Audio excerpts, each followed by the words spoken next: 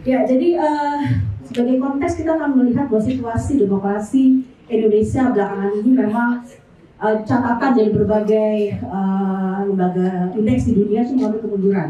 Ya bahkan mungkin sejak 10 tahun belakangan ya, kalau kita mulai sejak 2014, kemudian 2019, bahkan dianggap oleh pemilu yang terakhir sebagai pemilu yang paling brutal katanya ya, karena memang terjadi peningkatan yang luar biasa dari biaya yang dikeluarkan. Jadi memang terjadi penurunan ya, poin yang cukup signifikan dari demokrasi kita dari poin 62 pada 2019 menjadi 53 poin pada tahun 2023. Dan di sisi lain juga kita melihat konteksnya kenapa ini juga menjadi implikasi ya pada demokrasi kita terkait dengan biaya politik adalah kita melihat fenomena ya DPR sekarang ini semakin melayani kepentingan elit ya, di mana banyak kebijakan-kebijakan yang memang dilakukan dalam konteks merespon atau katakanlah memenuhi ya kepentingan elit, dan banyak sekali kebijakan yang diputuskan dalam waktu yang sangat-sangat pendek ya. Misalnya ya kita lihat undang-undang, contohnya Bapak Ibu sudah pada tahu semua ya, misalnya seperti undang-undang IKN itu tahun 2023 ya, kemudian terakhir kemarin kita lihat drama bagaimana revisi undang-undang pilkada dilakukan gitu ya, tapi kemudian untuk merespon putusan MK lalu ada desakan dari publik dan akhirnya tidak jadi. Nah itu semua memang menggambarkan bagaimana situasi parlemen kita, situasi wajah representasi kita, dan penelitian ini memang memfokuskan pada pemilu 2024 dan kami mencoba untuk melihat 4 hal ya, artinya di dalam nanti kita akan membahas tentang apa saja jenis pengeluaran, jenis biaya politik, kemudian bagaimana mobilisasi sumber daya, jadi sumber anggarannya itu dari mana, lalu juga tentang apa saja faktor yang pendorong dari biaya politik, dan terakhir adalah apa dampak terhadap demokrasi. Dan kami sebagai peneliti juga menawarkan sejumlah rekomendasi untuk perbaikan kondisi yang nanti akan kita diskusikan bersama di forum ini. Dan kami fokus memilih untuk mengkaji caleg perempuan ya, karena memang ini menjadi satu kelompok marginal yang terpinggirkan dalam proses politik akibat biaya politik yang tinggi. Nah, untuk metodologi ini beberapa di sini juga ada yang jadi responden kami. Terima kasih sebelumnya. Jadi memang ini kita mengambil semua caleg DPR RI. Jadi kami fokus hanya pada tingkat nasional saja, caleg DPR RI dengan 2 metode pengumpulan data, yaitu dengan wawancara mendalam yang kami lakukan terhadap 9 caleg. Di sini ada 2 laki-laki sebagai pembanding gitu ya, dalam konteks bagaimana mereka melakukan mobilisasi dana. Dari 9 orang itu dari 7 dari 18 partai nasional, dan kemudian kami melakukan FGD di sini juga kami mengundang sejumlah aktivis gitu ya, yang dari akademisi untuk membahas problema tersebut. Nah, dari metodologi ini memang sebagai konteks ya, kita ingat sekali bahwa sudah pada saat awal reformasi itu kita menjalani 4 kali amandemen konstitusi. Jadi desain reformasi kita itu kan sebetulnya ingin memperbaiki, mengoreksi ketimpangan representasi yang terjadi pada era Orde Baru yang panjang itu. Jadi gagasan besar ya, waktu itu teman-teman pasti semua ada ikut terlibat di dalam reformasi di 98, 99, sampai 2002 ketika kita bersama-sama untuk mendorong adanya perubahan konstitusi, kita mengharapkan situasi yang sangat ideal untuk demokrasi Indonesia. Setidaknya menggambarkan ada 3 perubahan undang-undang yang penting ya, yang waktu awal reformasi itu kita dorong. Ya, misalnya pertama tentu saja dari hulunya yaitu sistem pemilu. Bagaimana kita bisa mendorong sebuah sistem pemilu yang menjamin kedaulatan rakyat ya. Jadi di situ bagaimana ada hak warga negara, setiap warga negara yang berhak memilih untuk bisa memilih. Karena selama Orde Baru tidak ada hak itu gitu. Semuanya memang memilih partai, di dalam partainya sudah dikondisikan hanya 3 saja. Semua pemilu sudah dikondisikan untuk bisa memenangkan partai pemerintah, partai penguasa, sehingga semua tidak ada hak politik bagi rakyat untuk memilih.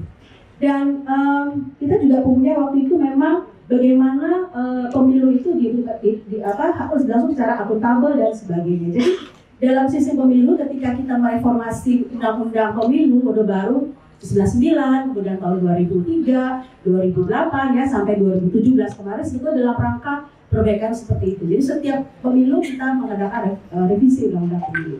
Nah dari hulunya kita ingin mengadakan sebuah perubahan reformasi ke sistem kepartaian. Jadi gagasannya adalah bagaimana memang kita punya sistem multipartai yang bebas, yang adil, yang setara, gitu kan? Itu yang kita inginkan waktu itu. Nah, tapi kita juga punya persoalan ya dengan multipartai kita. Sejak tahun 99 kita punya 48 partai sampai kemarin terakhir, dan ini terus berproses. Ternyata memang regulasi partai yang ada itu cenderung memberatkan partai-partai baru untuk dapat berkembang, gitu ya, sehingga sebelum berkembang mereka sudah mati duluan. Gitu. Ini memang proses yang terjadi selama reformasi, dan sampai hari ini Undang-Undang Partai itu belum direvisi, terakhir tahun 2011. Lalu di hilirnya kita punya idealisasi tentang sistem perwakilan, di mana ada otonomi anggota parlemen di dalam menyuarakan aspirasi, di mana ada hubungan wakil dan konstituen yang sangat dinamis.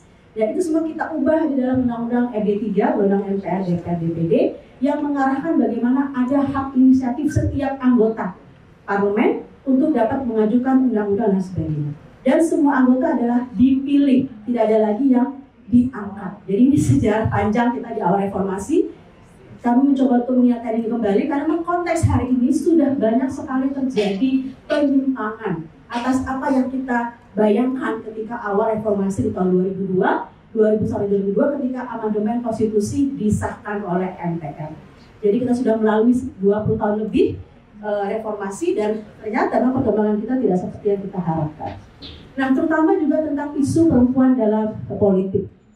Ini data yang barangkali selalu kita lihat, belum pernah mencapai 30%. Jadi sebetulnya masih mayoritas laki-laki 80% lebih.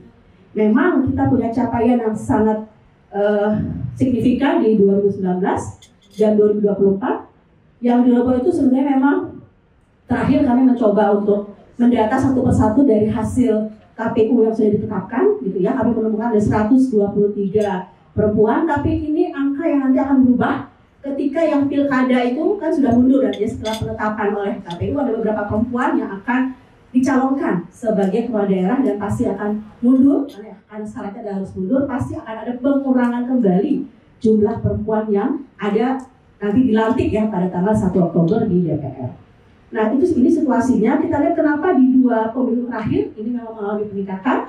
Apakah karena memang mulai sadar gitu ya, tapi sebenarnya di balik angka 20% itu ada isu biaya politik yang sangat tinggi, dan siapa yang bisa memenangkan pertarungan itu. Nah, ini data yang coba juga kita lihat bahwa sekarang kita memang yang kami catat ada 123, dan dari itu ada 8 provinsi yang tidak ada caleg perempuan terpilih untuk DPR RI. Aceh 1, tapi kemudian sekarang kursinya hilang. Kemudian Gorontalo memang belum pernah, Kepri belum pernah ada, dan di Papua ada sekarang kecuali Papua Barat Daya itu ada 1 perempuan terpilih di sana, di Papua Barat Daya, yang lainnya adalah 0 semua. Dan kami juga mencatat data dari 123 itu ada 69 petahana. Nah, jadi memang ada kenaikan petahana dalam 2 periode ini untuk terpilih kembali. Jadi memang sebuah pertanda bahwa menjadi anggota parlemen itu memiliki benefit di dalam biaya politik, sehingga kemudian dapat mendanai atau dapat memfasilitasi gitu ya kampanye-kampanye mereka. Dan ini juga data yang kemudian meningkat. Kalau 2019 kami mencatat 44% perempuan itu terindikasi dinasti. Sekarang naik menjadi 58 orang atau sekitar 47,15%. Di dalam yang dinasti itu ada beberapa pasangan suami istri yang terpilih sebagai anggota DPR, dan itu juga ada orang tua dan anak. Jadi memang ini cukup menggambarkan bahwa memang wajah perwakilan kita itu semakin elitis dan hanya mampu diisi oleh kelas tertentu saja di dalam masyarakat kita. Nah, sebetulnya apa saja sih jenis-jenis pengeluaran? Jadi kita mulai dari jenisnya dulu. Karena kalau ketika ditanya biaya, itu ada yang berjalan lama, karena nggak kehitung, gitu ya. Gimana nggak hitung gimana? Benar. Ya, jadi kita mulai dari jenis-jenis pengeluaran dulu. Nah, dari jenis-jenis pengeluaran itu pun ada yang bisa diukur dengan rupiah, ada yang nggak bisa terukur sama sekali, gitu ya. Jadi ada kegiatan yang nggak bisa. Nah, kita membagi jenis pengeluaran ini dalam 4 fase pemilu. Dari masa pencalonan, nominasi, kemudian kampanye, Nah, kampanye ini memang kalau merujuk pada peraturan ada 75 hari.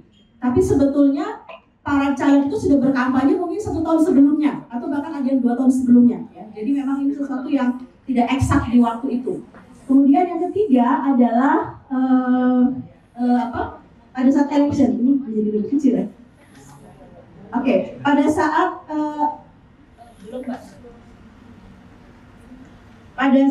pemilunya ya, dan pada saat setelah duduk di dalam parlemen.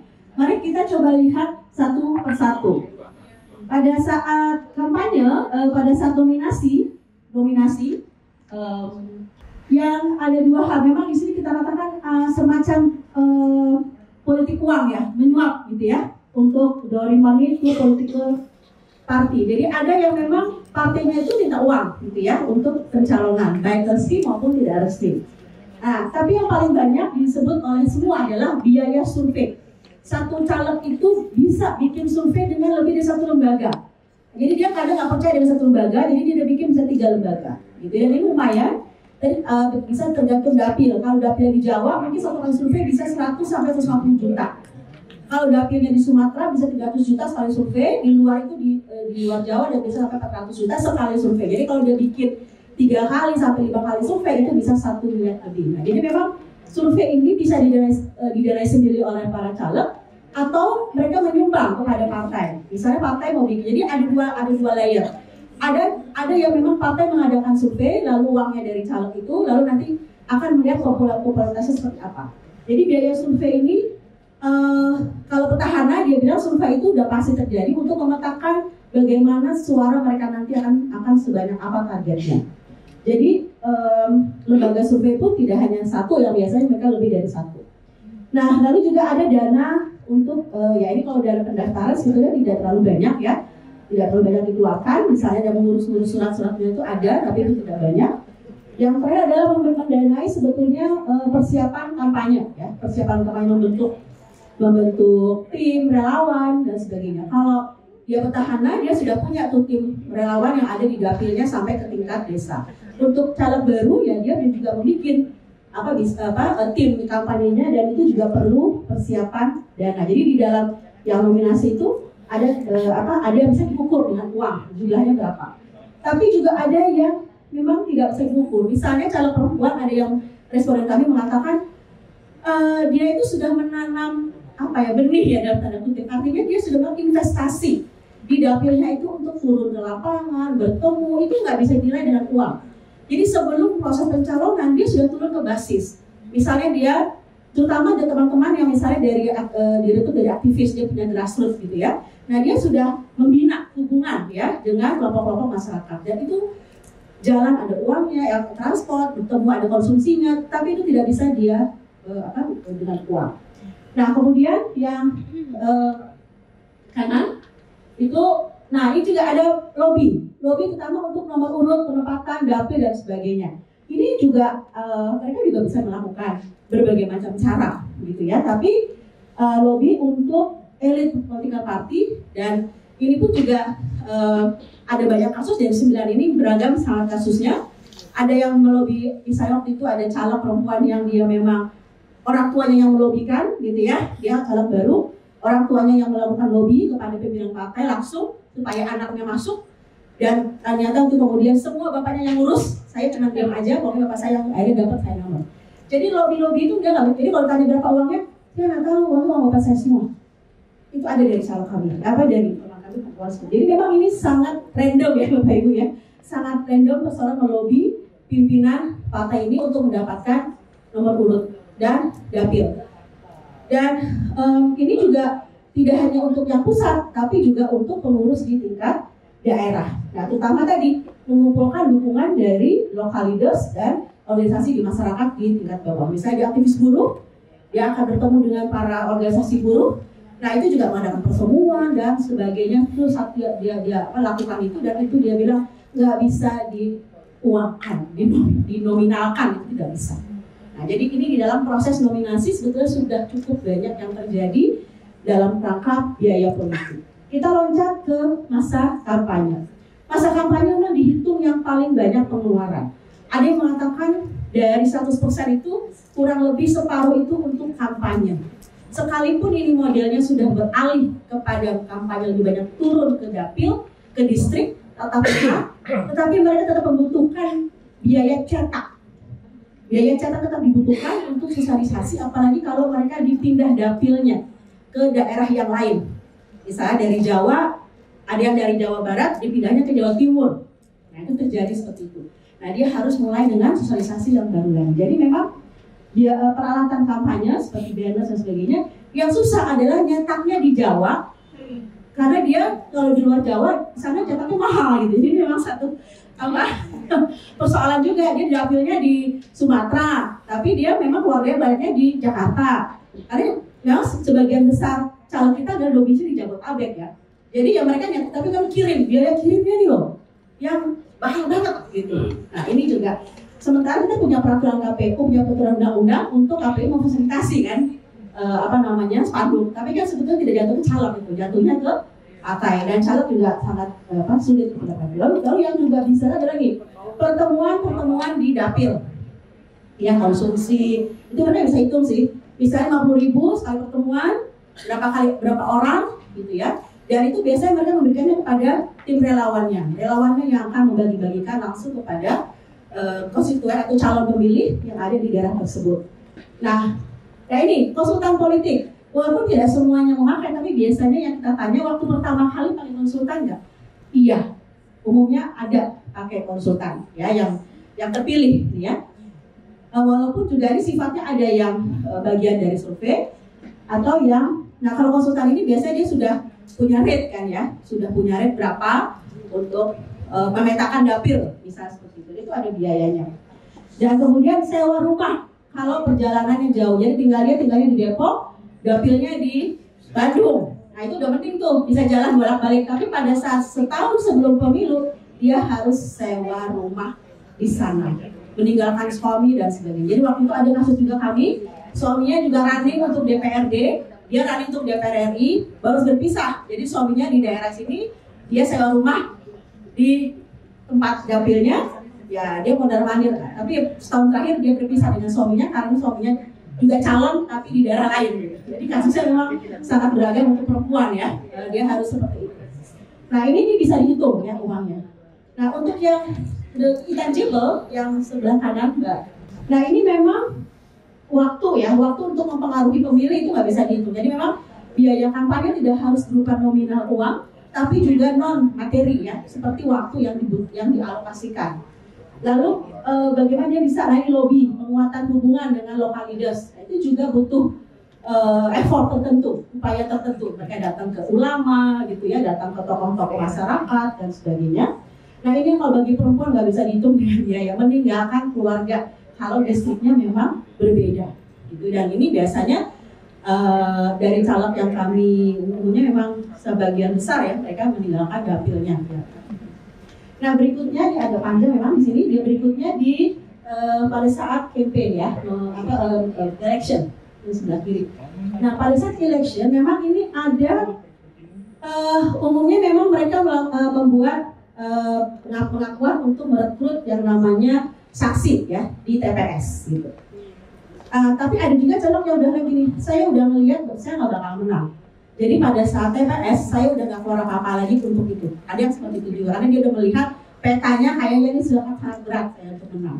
Nah jadi ada yang seperti itu. Tapi ada yang memang juga mengeluarkan uang saksi ini. Mungkin Bapak Ibu juga sudah pernah mendengar bahwa bagi yang petahana memang dia kontribusi kepada pengurus partai setempat untuk dana saksi ini, baik di tingkat nasional, terutama untuk tingkat kabupaten, karena dia modelnya biasa tandem ya, caleg DPR dengan caleg DPRD, lalu mereka sharing uang untuk membiayai saksi.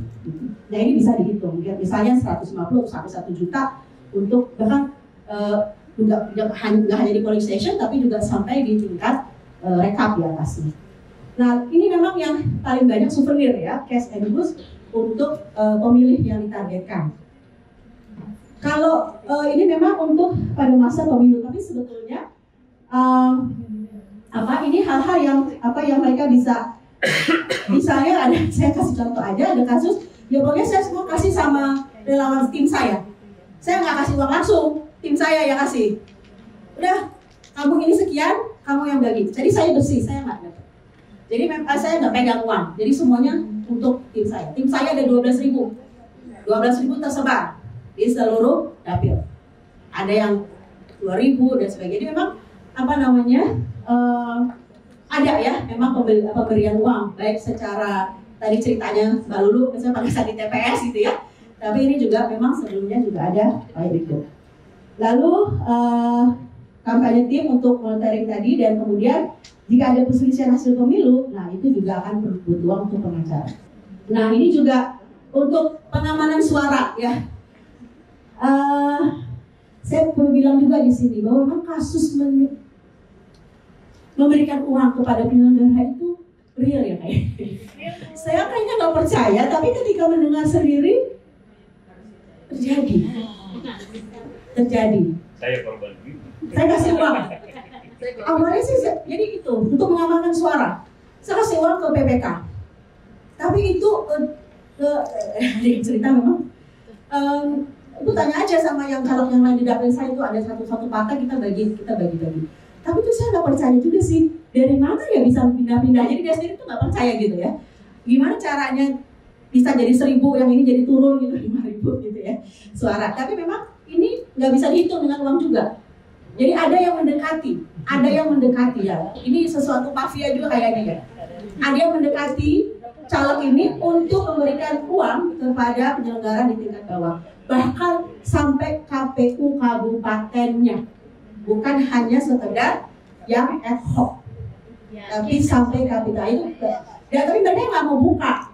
Nggak mau lapor dan sebagainya. Jadi memang ini situasi kita ya, dan ya itu memelihara hubungan dengan penyelenggara pemilu. Yang terakhir di waktu mereka sudah terpilih itu ada yang tangible juga, yang ini memang sebagian nanti kita lihat dari mana sumber pendanaannya. Untuk yang tangible memang mereka punya rumah aspirasi, juga ada kunjungan langsung ke dapil seperti reses ya, ini yang untuk pasca mereka duduk di parlemen bagi yang terpilih. Memastikan adanya program untuk konstituennya. Lalu, nah ini ada pasti sumbangan resmi ke partai politik kontribusi. Ada yang mengatakan 25 juta. Jadi rata-rata mereka bilang gaji saya itu 60 juta kalau anggota DPR. Terus minusnya itu gaji aja, bukan tunjangan-tunjangan, beda lagi. Kurang lebih 60 juta. Itu 25 juta untuk partai. Tapi yang bikin capek nggak cuma partai di pusat, di daerah juga mereka harus ngasih, gitu ya. Setiap datang ngasih, nggak mungkin nggak ngasih. Nah ini juga untuk menjamin ya adanya keberlangsungan hubungan. Yang tidak tangible, untuk yang tadi itu memang waktu dan promoting kebijakan gitu ya, kalau ada gitu ya, tapi ini juga sangat jarang dilakukan. Dan ya ini mensupport pengurus partai di tingkat daerah.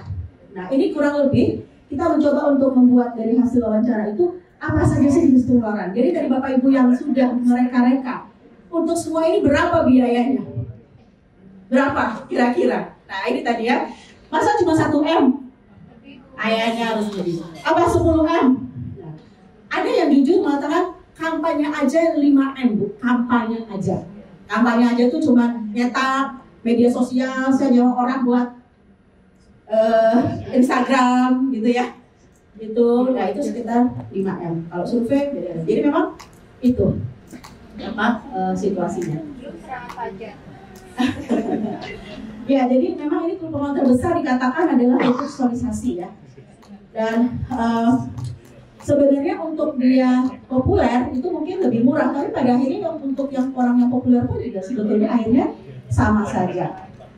Ya, nah ini susah jadi petahana ya. Petahana ini selalu dipromosikan orang kaya.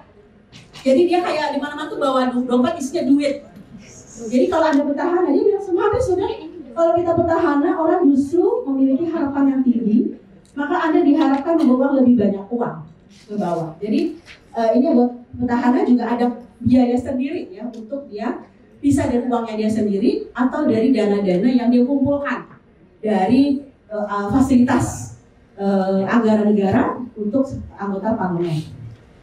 Nah kemudian memang ya ini apakah pragmatis atau seperti apa namanya. Jadi kalau datang, kalau nggak ada hadiah ya ngapain datang. Di kampus juga sekarang ya Mas Jafar ya, kalau seminar nggak ada uang transport nggak ramai ya. Kampus mana ya. Jadi sambil semua level kayaknya ya, kalau nggak ada duitnya jadi kayaknya nggak datang ya mahasiswanya ya. Nggak bercanda. Tapi setiap situasinya tuh, loh, kamu kan kesini punya uang, kita suruh datang, terus kita pulang nggak bawa apa-apa, enak aja gitu ya. Jadi ada relasi yang memang tidak terbangun dengan baik. Terutama pada hari-hari besar agama. Ada caleg informan kami sudah 3 periode di Dewan. Dia bilang pokoknya sembako itu udah pasti, isinya udah beras ini itu. Oh itu nggak bisa saya hitung, udah ini nggak bisa katanya, nggak bisa dihitung. Pokoknya keluar aja, begitu aja udah kayak air udah ngalir. Sembako itu pasti ada di rumah aspirasi saya, di dapil saya itu udah ada stok setiap saat sembako untuk konstituennya. Jadi memang ini harus terjadi. Nah maka memang ini didorong oleh pemilihnya juga butuh, calegnya juga ngasih gitu ya. Jadi ini dua saling membutuhkan gitu ya, saling tarik menarik hubungannya. Nah dari mana uangnya? Ya memang rata-rata dana pribadi. Jadi kita membagi atas 3 stages juga untuk sumber dananya tadi, ya. Dan ini memang kemudian membuat sulit perempuan juga untuk bisa ikut ya berkompetisi sampai selesai. Nah pada saat kandidasi itu uang terbanyak dari pribadi. Bagi perempuan, pribadi ini tertumpang tindih, uangnya sendiri, uang suaminya, uang keluarganya. Nah, ini nggak bisa dikatakan uang orang lain gitu. Jadi kalau uangnya suami, ya uangnya saya juga gitu asumsinya bagi perempuan. Nah makanya dalam banyak kasus memang biasanya petahana itu kan disuruh punya gaji, ya. Nah dia bisa lebih membiayai dirinya sendiri. Tapi dalam kasus yang caleg baru, ya tadi orang tuanya, suaminya untuk bisa membantu pendanaan. Kalau donasi itu sangat sedikit yang memberikan ya, dan apalagi dari partai politik. Dari partai politik ternyata partai ini juga dalam tanda kutip ya Mbak Ella diskriminatif. Ada kasus saya dibantu uang waktu pertama kali pemilu 2019. Oleh siapa? Oleh partai. Partai kasih saya 2,5 miliar. 2,5 miliar. Kenapa? Untuk apa? Karena saya dengan beberapa orang diminta untuk menang, diarahkan untuk bisa menang. Jadi udah disetting gitu loh. Kamu harus menang, kamu harus masuk DPR. Jadi dia cuma keluar uang, dia bilang 1 miliar saja. Yang lainnya itu partai semuanya bayar dan dia menang. Dia terpilih. Dan itu laki-laki bukan perempuan. Ada juga yang perempuan ya, tapi memang yang kita tanya. Jadi memang partai politik tidak memberikan sumbangan uang. Nah setelah legislatif, kalau setelah dia terpilih, nah ini sumbernya memang tadi cukup banyak. Kalau sudah pernah dengar YouTube-nya Krisdayanti, nah itulah sebetulnya ya dia ngomong jujur ya. Sekali reses 450.000 kali 5 kali 150 juta. Ada kunjungan dapil 8 kali 120 juta dapil, perkunjungan 20 titik sekali gitu hitungnya. Ada hitungannya. Jadi memang dana dari APBN ada yang ngaku saya tahun kedua udah impas ya tadi gitu. Cuma 1 tapi yang ngaku. Yang lainnya bilang belum impas. Impas maksudnya biaya yang dia keluarkan udah impas di tahun kedua. Karena tadi dia berhasil mengakumulasi uang-uang yang dari reses, dapil, kunjungan dapil, kunjungan ke distrik. Ada banyak ternyata ya.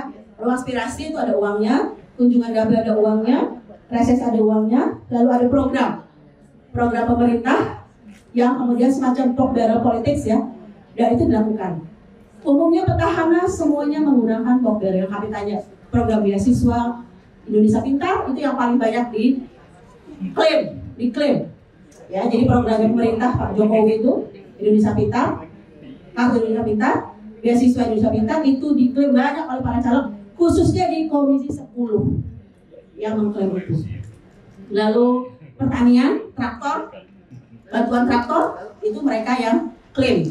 Lalu ada contohnya misalnya juga yang dana terkait dengan dana padat karya ya, maksudnya dana yang memang untuk banyak masalah gitu. Itu selain gaji, dan gaji ini juga ada gaji, ada yang sifatnya tunjangan rumah, tunjangan komunikasi, gitu ya, tunjangan listrik, bayar listrik. Walaupun mereka udah punya rumah dinas, tapi juga listriknya dibayarin juga sama negara. Itu ada di dalam peraturan Menteri Keuangan dan itu resmi semua ada. Nah, apa kita bicara faktor pendorong nih? Waktunya mungkin tapi nggak apa-apa, kita coba dulu. Nah, ini kami ingin diskusi juga dengan teman-teman sekalian nanti di sesi berikutnya. Sebetulnya faktor pendorong itu apa? Kami memang mencoba mengadres ada yang didorong karena regulasinya, dan juga dikombinasinya dengan soal isu partai politik, kelembagaannya yang tidak sustain, yang juga buruk gitu ya, dan berbagai faktor. Memang kita harus lihat bahwa sistem open list ini memiliki konsekuensi pada konteks popularitas. Ya, kita berharap dulu memang ketika 2004 sebetulnya kita sudah pakai open list juga. Tapi 2004 itu pemilih mencoblos partai dan orang waktu itu, ingat kan? Partai dan orang saja tidak sah, partai saja sah 2004. Tapi 2009 menjadi betul-betul open list karena dia mencoblos hanya nama. Walaupun partai juga boleh, tapi didorong untuk mencoblos nama. Jadi memang ada konteks popularitas, tapi miskin ideologi, miskin kebijakan, miskin policy. Nah, jadi ini nggak ketemu di sini. Lalu memang ada yang sudah masuk dalam kemarin ada putusan MK yang mungkin kita harus melakukan evaluasi terhadap ini. Ini partainya Mbak Imelda nggak masuk ya.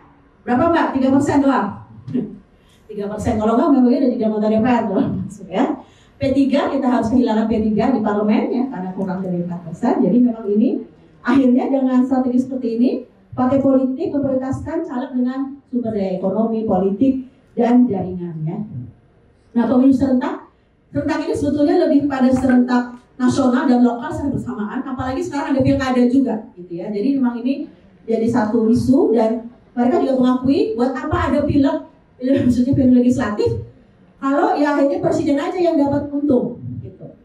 Jadi partai juga mengendorse calegnya untuk menaruh gambar capresnya dengan gambar dia, gitu. Sementara gambar capres ini belum juga menjadi selling point bagi caleg itu di dapil tertentu, gitu. Jadi buat caleg ini juga membebani. Nah, penyelenggara pemilu juga tampaknya ini problem yang harus kita selesaikan ini ya.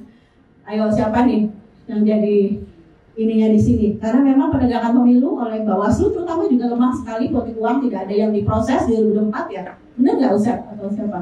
Nggak ada diproses kayaknya di 2024 ya, atau hanya sedikit yang bisa diproses. Nah, apa dampaknya pada demokrasi? Kalau tadi Bapak Ibu mengatakan uangnya seberapa, jadi dari narasumber kami itu mengatakan dari kisaran yang mungkin yang dia ngomongnya 200 juta, tapi ada yang sampai 160 miliar. Jadi range-nya memang jauh. 200 juta mungkin dia pikir inilah angka yang bisa dia sebut gitu ya. Nah, biaya mahal ini memang mempersempit ya ruang partisipasi politik untuk mencalonkan bagi ordinary people, bagi warga negara biasa. Susah kita mencalonkan ya. Jadi jalur rekrutmen partai hanya sangat terbatas. Kader perempuan terpinggirkan karena rekrutmen itu satu peraturan partai, bahkan perempuan sama perempuan diadu dalam arti perempuan petahana dipasangkan atau disaingkan dengan perempuan dari istri gubernur. Partai pengen dapat 2 kursi, tapi ternyata yang petahana yang gugur gitu ya, misalnya, atau salah satu yang jadi korban. Jadi memang itu yang terjadi gitu ya, nggak peduli pokoknya perempuan gitu ya, dia nggak ada perlindungan sama sekali kepada perempuan yang punya kapasitas. Pembayaran politik sudah sangat menguat, jadi menimbulkan kesenjangan pembangunan dan diskriminasi bantuan.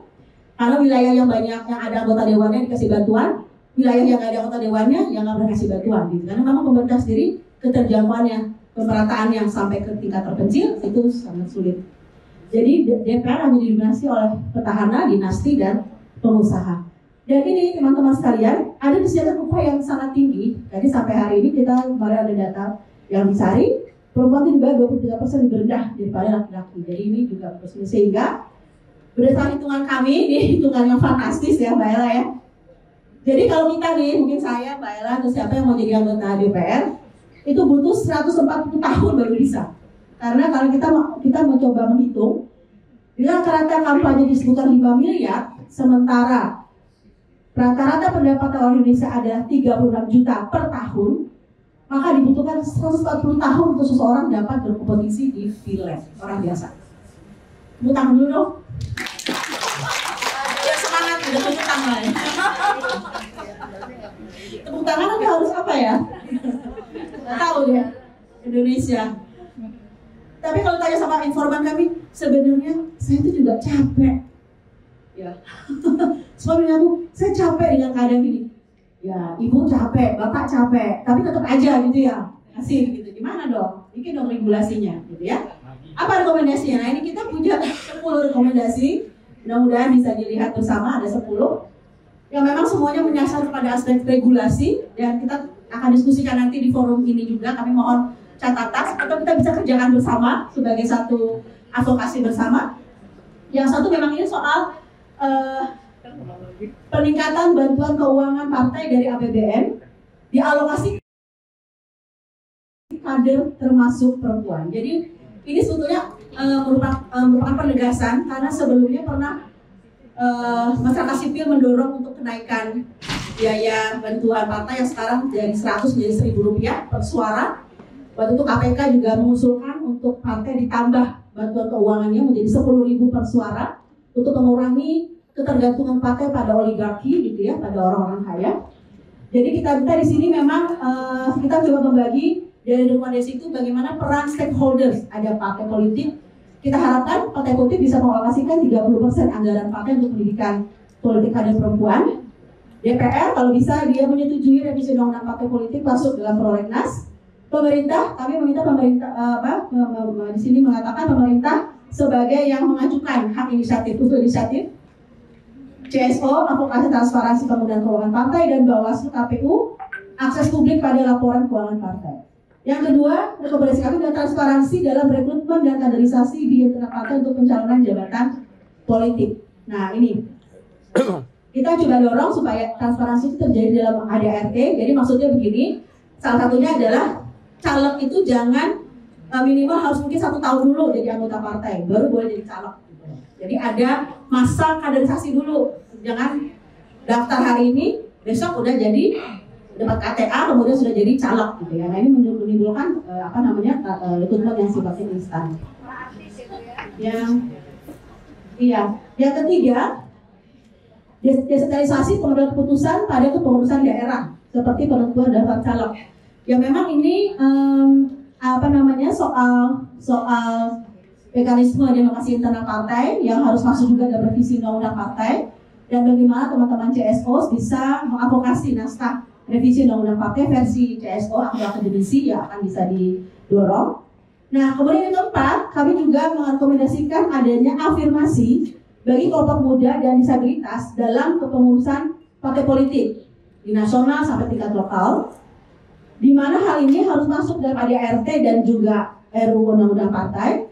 Tapi juga KPU barangkali walaupun belum ada undang-undangnya, dia bisa saja menambahkan misalnya berapa persentase kelompok muda dan disabilitas dalam partai politik peserta pemilu. Jadi nggak cuma perempuan aja, tapi juga yang usia muda dan disabilitas ada atau tidak. Jadi itu mungkin bisa menambah juga advokasi bagi kelompok marginal untuk masuk dalam struktur partai. Yang berikutnya, nah ini terkait sama undang-undang pemilu. Jadi kami mendorong satu, evaluasi dan perbaikan sistem proporsional terbuka. Nah, sampai hari ini memang bagaimana sikap partai terhadap perbaikan proporsional terbuka. Kemudian juga bagaimana CSO itu melakukan kajian dan rekomendasi untuk perbaikan proporsional terbuka. Dan KPU juga diminta untuk melakukan evaluasi terhadap sistem proporsional terbuka. Yang keenam, kita juga melakukan evaluasi kepada parliamentary threshold untuk mencegah disproporsionalitas hasil pemilu berdasarkan putusan MK nomor 116 tahun 2023. Jadi MK mengatakan 4% itu disproporsionalitas terhadap hasil pemilu karena banyak sekali suara yang hilang dan dihitung. Nah, ini yang menyebabkan terjadinya disproporsionalitas. Makanya perlu ada sikap partai terhadap PT ini, apakah mungkin nanti akan turun menjadi 2% misalnya dan sebagainya supaya lebih banyak perempuan yang bisa terlibat. Yang ketujuh, nah kita juga mendorong evaluasi keserentakan pemilu nasional dan lokal. Kalau memang ini bisa terjadi pemisahan, mungkin akan lebih jelas pemilu nasionalnya dilakukan lebih dulu, kemudian tahun kemudian dilakukan pemilu lokal. Kemudian yang ke-8 adalah, nah ini kita juga ingin mendorong, kan selama ini undang-undang hanya mengatur batas sumbangan kepada partai. Nah, bagaimana kalau kita juga mendorong pengaturan batas pengeluaran maksimal caleg untuk menjamin kesetaraan pengawasan. Caleg dianggap bukan peserta pemilu adalah partai politik. Jadi partai politik yang diatur. Nah, sementara kan sebetulnya caleg ini yang berkompetisi. Jadi bagaimana kalau kita mendorong ada batas maksimal pengeluaran caleg. Misalnya berapa sih batasnya? 5 miliar misalnya. Nah, itu paling tinggi. Jadi di atas itu tidak boleh. Ya. Itu memerlukan ada pengawasan efektif dari KPU dan juga Bawaslu yang lebih proporsional dan sebagainya. Kemudian yang berikutnya, ini barangkali perlu pemikiran. Dulu teman-teman di Pustako juga pernah mendorong riset ini. Bagaimana kalau ada pemberian insentif dana negara bagi partai politik yang berhasil menempatkan 30% perempuannya untuk di kursi DPR dan DPRD. Jadi ada dana tambahan. Nah, dana tambahan itu digunakan untuk penguatan affirmative action di dalam partai politik, misalnya dukungan dana bagi calon perempuan di dalam partainya. Nah, sehingga dengan demikian partai akan didorong untuk lebih banyak mencalonkan perempuan dan memastikan perempuan itu bisa terpilih dengan lebih banyak lagi. Nah, di sini kita lihat bagaimana KPU juga kita dorong untuk memastikan kebijakan produktif tidak didegradasi di dalam PKPU. Dan kita punya pengalaman, KPU juga melakukan degradasi ya terhadap affirmative action. Yang terakhir, merupakan resiko adalah evaluasi dan perbaikan kinerja KPU dan Bawaslu agar lebih profesional, akuntabel, dan independen. Nah, tadi karena kasus biaya politik yang tinggi juga didorong oleh penyelenggara yang manipulasi, melakukan kecurangan dengan meminta uang. Dan calegnya juga bagaimanapun, udah saya curi uang aja deh, ya curi suara aja deh, yang penting bisa menang. Jadi bertemu ini pragmatisme dari penyelenggara dengan caleg seperti itu. Sehingga perlu ada evaluasi kinerja internal dari KPU dan Bawaslu, dan memang perlu ada semacam elektronisasi ya bagi proses pemilu, terutama pada proses rekap ya yang selama ini sudah ada tapi belum maksimal dilakukan. Saya pikir itu presentasi kami.